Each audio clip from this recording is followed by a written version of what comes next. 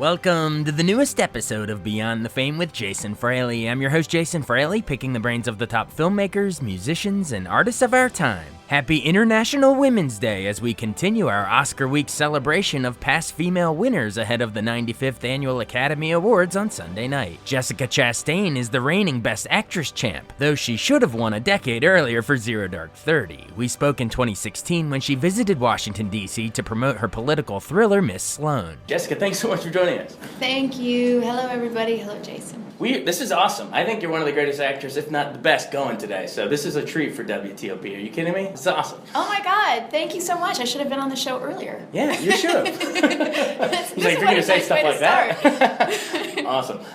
So this movie, I just got out of another room with John Madden, the director, Shakespeare in Love and everything else. And he said he had you in mind the second he was reading the script. So he pictured you while he was reading it. So that's a good thing. Mm-hmm.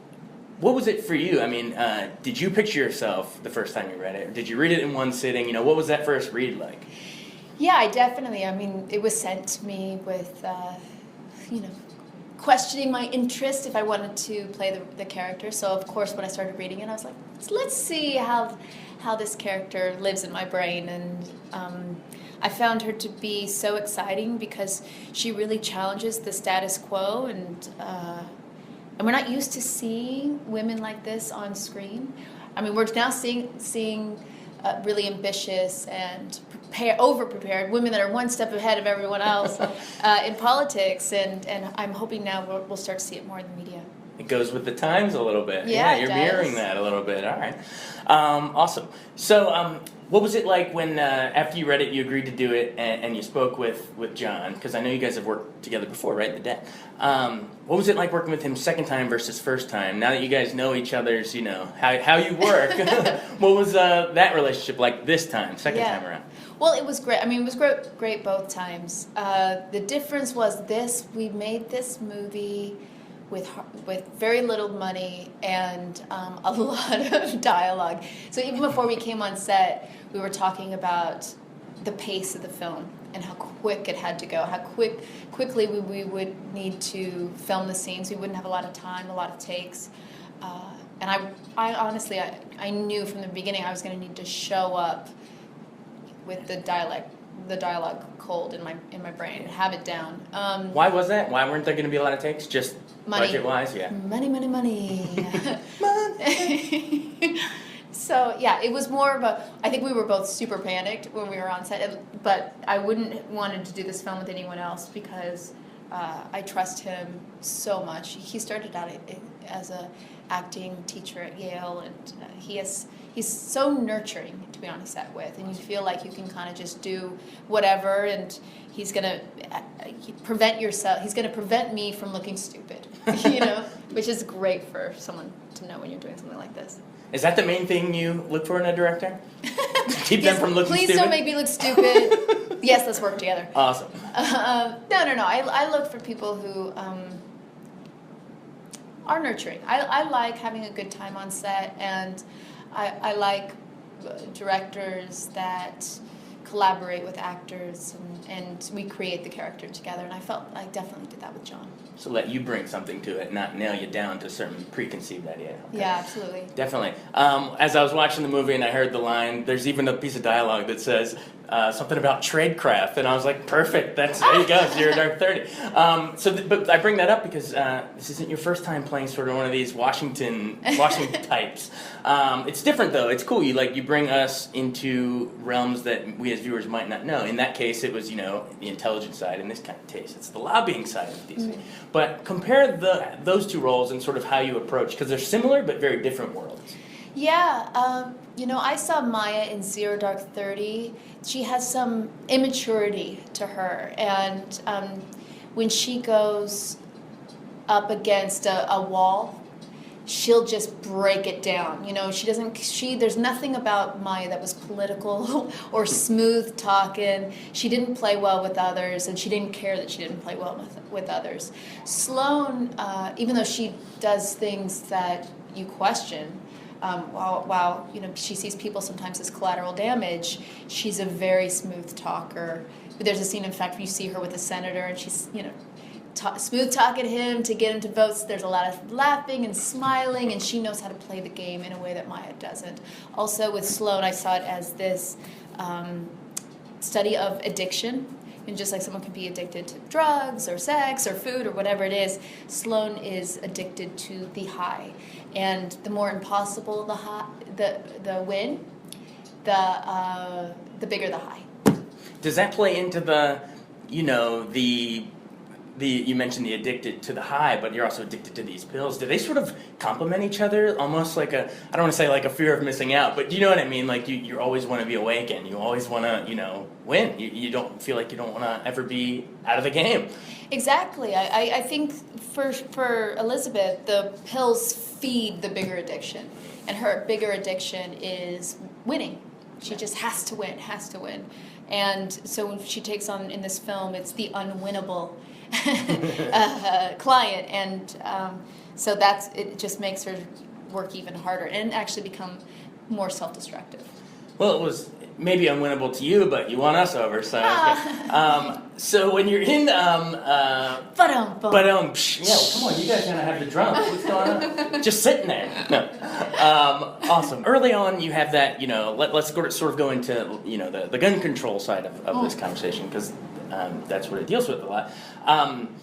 Early on, you have that scene where you're going in and your reputation precedes you to these guys, and they're like, we want you to represent, we want to turn it into women that can defend themselves. And you kind of have that look. How do you get that look on your face? Because it's perfect. It's like, are these guys serious? And then you bust out laughing too. But how do you keep that control and then burst out the laugh? Honestly, I think it's all the research of reading the paper every day and seeing what's going on right now. And it's fascinating to me because, especially this current political election, there's so much discussion about women and women's votes. And you see the map of what the election would look like if the 19th Amendment was never passed and what it looks like now. And I think for me, just being a woman, it doesn't take a lot of research to imagine what it's like to be in a room full of people who are maybe from another era. It's true. And have an old-fashioned mentality. Yeah, definitely. I think you have a line in there that says, my position on this solidified between Columbine and Charleston. And when I heard that, I was like, that's probably a lot of people. And just, it's almost like what's in the elliptical. Sandy Hook and Virginia Tech, there's just so much in between there. And it was interesting hearing John's side of it as someone from across the pond, almost like, what are those Americans, what are they doing? But there are, I grew up in a rural area too, and, there are people that like to hunt and fish and all that kind of stuff, and it's great, whatever, it's personal protection, whatever, but how do we reach people that maybe are of that mindset to think that, hey, there are some common sense things we can do, and what might be some of those things in your mind? This is a really difficult question for me to ask because it really isn't my training, my study. I think the interesting thing about this film is it takes the gun debate and uses it as an example of how the political system is broken. It could be the climate change debate. It could be so much that we then look at and say, okay, why is it so difficult to get a bill passed? And you realize it's because senators and congressmen, instead of focusing on representing the people and maybe what a majority may want, their focus is the fundraisers, sometimes 3 fundraisers every day. Their focus is keeping their seat in office. And I think that is a discussion that we all need to have as a country. Also, what's really interesting about this film is that it's a bipartisan bill. And I think the way to make any change, whether it be like the gun debate, climate change, whatever it is, it has to be a bipartisan effort. We can't stay on either sides of the aisle anymore. Right. Yeah. So a lot of people hear lobbyists. The word's thrown around a lot, but a lot of people might not know exactly what goes on. What was there anything that sort of surprised you, or that you learned by diving into this, that you said, "Oh, wow, that really goes on"? Yeah, I didn't know. I didn't really know much about lobbyists at all. I read Jack Abramoff's book. You've been in a couple lobbies in your day. Exactly. I was in a lobby. Some revolving doors, so you basically knew everything. Yeah, exactly. I was surprised by what he did and how he was able to connect his clients with politicians and go on trips together and have a lot of money change hands in that, which is really kind of just buying votes, in my opinion. I know that it's been changed, but I still see, when I came to DC, I could see some loopholes. I met with a bunch of people, with a bunch of lobbyists, and I could see situations that I thought, there's some moral ambiguity to this. And I don't think it's the lobbyists' fault. I think it's really the political system that right now isn't working great. Yeah. Do you have a favorite scene in the movie that you think when you look back on set, you said, because you said you didn't have that many takes, but was there one that that was it? You get the little goosebump. Robert Duvall said he had the goosebump theory. I just talked to him yesterday. He said, in Mockingbird, he got goosebumps when he walked up to Jem's bed with Atticus and everything, right? Yeah. So was there any goosebump moment for you? Honestly, I was in such a panic with this movie because it was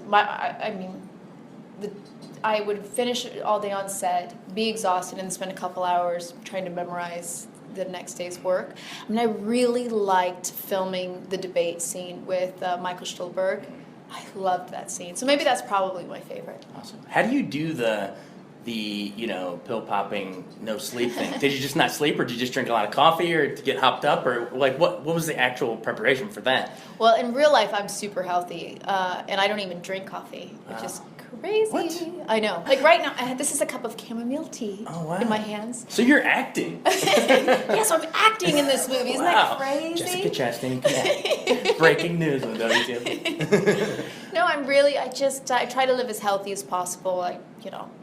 It's kind of boring stuff. I'm vegan. I don't drink coffee. I try to stay very healthy, get a good night's sleep, so when I show up for work, I can be very present.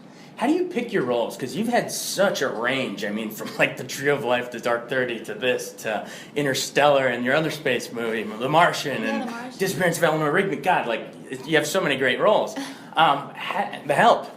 Don't forget The Help. How do you pick them? What do you look for when you I like characters that challenge the status quo. I just like that. Maybe there's some part of me, maybe I have a rebel heart, even if there's, with The Help, there's something about her that she did, absolutely, she challenged the status quo in 1960 Mississippi. So I find that really inspiring. I just did a movie about Catherine Weldon. It's a true story of her friendship that she had with Sitting Bull in 1889. And that's 30 years before women had the right to vote.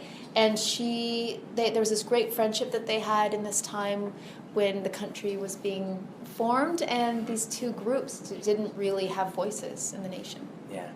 Well, it's a shame they don't do it like the old days where they would give Oscars for, a totality of the year. I know early on in the 20s they would do that. Because, come on, 2011 you would have had it with The Help and Tree of Life. Or 2013, you had 3 great roles, most violent, whatever. Maybe they'll bring that back around. But I know we're probably getting close to the clock. Do you mind if we end with a little rapid fire? Right, throw out some I thought you were actually going to say, do you mind if we end with a little rap? And I was going to be yes, I do. I really mind because I am not someone who has, this is not in my skill set. You're not Lin-Manuel Miranda? Can't just bust it out? Bust out my Hamilton You're moves? Not throwing away your shot? Of tea. Okay, cool. We do this a lot of times when we get people here, Spike Lee did it and he was great. Just go, I'll throw out a movie that you've done. And it doesn't have to be a one-word answer, but it could be a phrase, but first thing you think of. Oh, this could be really dangerous. Is it? I don't know. Have you ever had any controversy from this on your show? Yeah, it was right now, I think. Let's do it. But it's pre-taped, so we're good. All right, I got a rebel heart. Let's do it. Rebel heart, exactly. All right. The Help. I'm terrible at this game. That's the first thing that popped in my head. I need some help. All right. Yeah, okay. It can be a phrase, a memory of the director, or I'm just trying to give you some ideas. All right. The Help. Drinking moonshine in Mississippi. Awesome. Tree of Life. Playing tag with 3 boys. Nice. 0 Dark 30. Kicking ass. I'm the mother blank that got Bin Laden. Disappearance of Eleanor Rigby. Oh, super depressed in New York. What else we got? Interstellar. Oh, Interstellar, saving the world one equation at a time. Nice. A Most Violent Year. Um, JC. Yeah, emasculating Oscar Isaac every day. What else? I know we're leaving something out. The Martian. The Martian. If it wasn't for me, Matt Damon would still be in Mars. Ooh. And still on a World War II battlefield. Everyone's saving Matt Damon. Miss Sloan. Miss Sloan. Oh, God. Bringing it full circle. Bringing it full circle. Miss Sloan, now working... Wait, no, I can't say that. Sorry. And I can't get too political because it's terrible. Miss Sloan... changing the world one pantsuit at a time. Nice. And I forgot Crimson Peak. Oh, changing the world something else at a time. One cup of tea. yeah, exactly. I would probably just say, "Don't worry, dear, drink your tea." I love it. Awesome, Jessica. Thanks so much. It's an honor. Honestly, not since Jodie Foster has someone killed the monster in the night vision like Zero Dark 30, like you. Are you connecting it to Silence of the Lambs? Yes, I'm just Very saying. clever. I'm just saying. You're right up there with Jodie's in the best. So thanks so much. man. Everyone, go see Miss Sloan. Thank you so much. Such a pleasure. We spoke again in 2017 during the release of her World War II drama, The Zookeeper's Wife. Tell them this awesome story. You're almost like an Oscar Schindler at a zoo in a way. Like, explain this awesome story. Yeah, this is a true story. Recently, just kind of discovered, based on the best-selling novel, The Zookeeper's Wife, about Antonina and Jan Zabinska, who sacrificed their safety, the safety of their children, everything that they held dear to save the lives of hundreds of people in World War II. They smuggled Jews out of the ghetto, and Antonina would hide them at the zoo. And not only did she save their lives, but she bolstered spirits and fostered hope. And it really is a story about the goodness in humankind. Wow. And this is in Warsaw, Poland in like 45? It starts 39, so Okay. it goes throughout the war. Out throughout the whole war. Okay, wow. I mean, if that's not hooked you already, I mean, it's crazy when you're watching the movie and then it gets to the end and you find, that you see the picture of the real life people and find it's a true story. It'll give you goosebumps just knowing that for sure. When did you hear about it? Did you read the book or did you? Well, they sent me the script, and that was the first time I started to get to know their story, and I Googled them, and then I read the book, which was so illuminating for me. And then I went to Warsaw and met with Teresa, Antonina's daughter, who's still alive. Oh, really? Oh, wow. What insights did you get from her? Did she, did you look at old photo albums or, Yeah. what is that whole situation like? She showed me a lot of pictures, and we were at the zoo because the Warsaw Zoo is still standing. It wasn't destroyed in World War II. One of the few things in Warsaw that wasn't destroyed. The house and the villa is still there that they lived in. The basement where they hid everyone in the tunnels are still there. And I just asked her questions about her mom. One thing that was really surprised me, she told me her whole life she never saw her mother in a pair of pants. Really? Yeah, she was taking care of all these animals, like in these very feminine dresses, and Very different time. very different time. But so did you get like an actual tour? You saw the tunnels and everything? Oh yeah, and yeah, you could still go to the villa and see all of that. Oh my gosh. Is it like the movie where there's drawings on the walls? There's no drawings on the wall. Is that creative license or that was Nikki Carr, our director, her visual way of telling the story. Antonina, while she was hiding people, created an atmosphere of love and music and art. Yeah. And so that was Nikki's way of demonstrating that. Now, are you a big animal lover yourself? I'm obsessed with animals. So I like the beginning of the animals more movie than people. Why is it? Well, they are much easier. They're more reliable. They're more authentic. They don't lie to you. They don't manipulate. They're so pure in their love and in their emotions. And I wish people were a little bit more like that. Yeah, it is a little hard to watch. In the early scenes, it's worth watching for the rest of it. But watching the animals, when the bombs start dropping at first, it's heartbreaking. I don't know how you don't just choke up on set. But no animals were harmed in the making of this. Definitely not. Sort of relate how your character, moves from that and how caretaking for all these animals almost primes her perfectly to take on her new, let's say, larger role of helping, hide all these refugees. Well, Antonina believed all living creatures were valuable and miracles. So she understood the healing power of animals. For me, like my dog, and I'm sure you probably noticed this too, if you're feeling sad, your dog is the first one there. It senses it, and it like wants to be around you and make you feel better. And animals do. They're very pure. There's this unspoken language, and they can just feel your feelings. So yeah, she was able to use her gift with animals, and through animals she got to learn more about the human animals. Yeah, that's a good word for us. Yeah. Talk about working with Daniel Bruhl. Some of those scenes, so if you guys haven't seen it yet, he plays sort of the antagonist on the side of the Third Reich, who you sort of let him go along, letting him think that you're working with him so that you can hide these Jews right under his nose in the zoo. So talk about acting those scenes. Well, he's a brilliant actor, Daniel Bruhl, and it's tough because, Antonina is very pure herself. She doesn't lie and she doesn't manipulate. Right. So, and she also sees the good in everyone. She sees the good in his character. And at the end, she even says, I know you. You are not like this. Right. This is some uniform or some wave of power, but this is not who you are.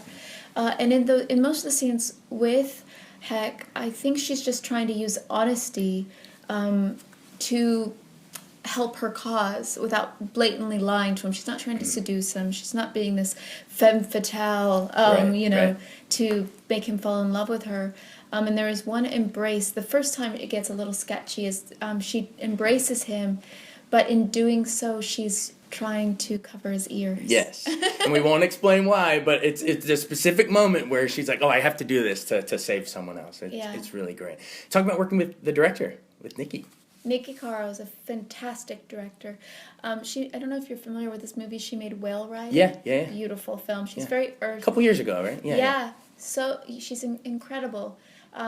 Really spiritual, earthy, strong, like super sexy. Like she'd be on set with her all black outfits and sunglasses and like really an incredible kick-ass lady. And a couple of really good visual moments for her in this. I think of the scene where you walk out and there's like the ashes falling everywhere, which I remember. And is it snowing? And I mean, I thought of Schindler. Remember that scene in Spielberg where the ashes are falling down too, and they think it's snowing. But a nice visual director for her. There's a couple really nice moments like that. One of my favorite moments in the film goes along with the theme of what does it mean to be in a cage, because the Warsaw Ghetto is a cage. Right. And there's a scene where some people outside of the ghetto are on a date or whatever, and they snap a selfie outside with the people suffering behind them, behind the bars.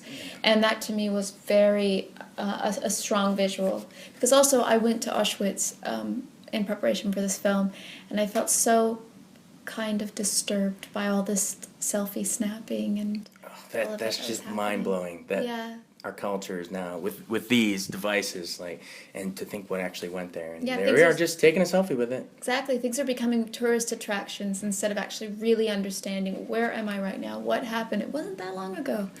It really isn't. To that point that it's not that long ago, what's the importance then of making a movie like, what was it, Rachel Weisz in Denial, or this? Why is it important to keep telling these stories? And remember that let's not let this happen again. We're right down the street from the Holocaust Museum. Right? Exactly. Well, it's important because you learn from history. That's how even as individuals, we learn from our individual history. It's how we avoid making the same mistake over and over again. So even if you weren't alive in the past, it's important to learn what society did, what your country was involved in. Anne Frank's family was denied a visa to the United States twice. It's required reading in schools. For me, I was required to read Anne Frank's diary, and I was so happy to read her journal, but I didn't learn, and the teacher didn't say that she was denied entry into my country. And this little girl who was searching for safety from violence, we didn't protect her. That's heartbreaking when you find that out. Heartbreaking. And we need to know that. Children need to learn that when they're reading this book. Because we're all Americans, and we're responsible now for her life, and for her death. So it's important to learn how we behaved in history and how we're behaving today, and how where we're heading in the future. Well, I love that you're not afraid to shy away from these roles that they can be tough to talk about. It'd be nice if we come here and we're just laughing at it, and she can do that too. But you take on heavier roles, like and your previous one, Miss Sloan, we talked to you, took on gun rights and trying to get through a gun control bill. Congrats on the Golden Globe nomination for that, right? Thank you very much. What was that whole experience like? That must have been crazy. It was so cool. I love going to the Golden Globes. It's a really fun party. Everyone's there, like hanging out, laughing. I got to sit next to my girl Octavia Spencer. So fun. We work together on The Help, and whenever we see each other, we're always, usually people don't sit us next to each other because we end up talking the whole time. But we can't shut them up. but we were really happy. Speaking of, it's funny you mentioned that. So you and Octavia are sitting there. So she won for The Help, obviously. But then you're sitting there watching this year's Oscars, and Viola wins, and Emma. It's like just being in the movie in The Help with you wins them Oscars. I don't know if I have anything to do with that. Yeah. We were all we all made that movie. We were all unknowns, you know. Bryce was a big actress because she had done those Marvel films, I think, like Spider-Man, and she had, The Village and all those incredible performances. And Emma had done Easy A, but she was still just kind of breaking out. Yeah. And we were like Octavia, Viola, myself. We were all really excited to be part of that film. You could say that about a lot of your movies. With even Zero Dark 30, you had Joel Edgerton and Chris Pratt and all those guys, Jason Clarke, all those guys, and you. You're all huge stars now. They're giving me the signal, so we have to wrap up soon. But I wanted to see if we could end similar to we did last time. Okay. Last time we did a rapid fire, and I threw out the names of your films, and you had hilarious answers for me. It was just like one word answers. But I wanted to see almost like a newlywed game off of yourself. See if you say the same answers last time. You know why? Because I probably had so much energy last time, and this is the end of a long press tour, so. You were drinking chamomile tea, so you were a little more. I don't know if you were caffeinated or not, though. So okay, I don't know. We'll see. All right, The Help. Love. You said drinking moonshine in Mississippi. Funny how that changes. Tree of Life. Butterfly. Playing tag with three boys. Kind of close. Zero Dark 30. Badass. Kicking ass. See, she's consistent. Eleanor Rigby. Perspective. Super depressed in New York. Interstellar. Murph Saves the World. Saving the world one equation at a time. Pretty good. Mm-hmm. Most Violent Year. The Female Godfather. Whoa, that's good. Emasculating Oscar Isaac every day.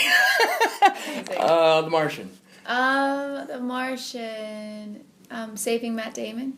Yeah, if it wasn't for me, Matt Damon'd still be on Mars. Everybody's saving Matt. Two more. Crimson Peak. Crimson Peak. I don't know. Insect murderer. You said, "Don't worry, dear. Drink your tea." I'm surprised I survived. See, you did that before. What was it? Get Out. You were doing the poisonous tea before, and then Miss Sloan. Oh, Miss Sloan. Let's see, Miss Sloan. Probably, maybe I said Miss Smith Goes to Washington. That's good. Changing the world one pantsuit at a time. Pretty good. Oh, and then let's close it. Zookeeper's Wife. Full circle. Zookeeper's Wife. What can you say? The interspecies love story. Wow, that's heavy. That's a perfect place to leave it. Thanks so much, Jessica. Zookeeper's Wife, Jessica Chastain, Daniel Bruhl. Go see it. It's a piece of history that we should all know about, that we don't know about. So thank you so much for making it. Thank you. Thanks. Thanks so much for listening to Beyond the Fame with Jason Fraley. Our theme music is Scott Buckley's Clarion. Remember to give us a 5-star rating if you like what you hear. We'll see you next time.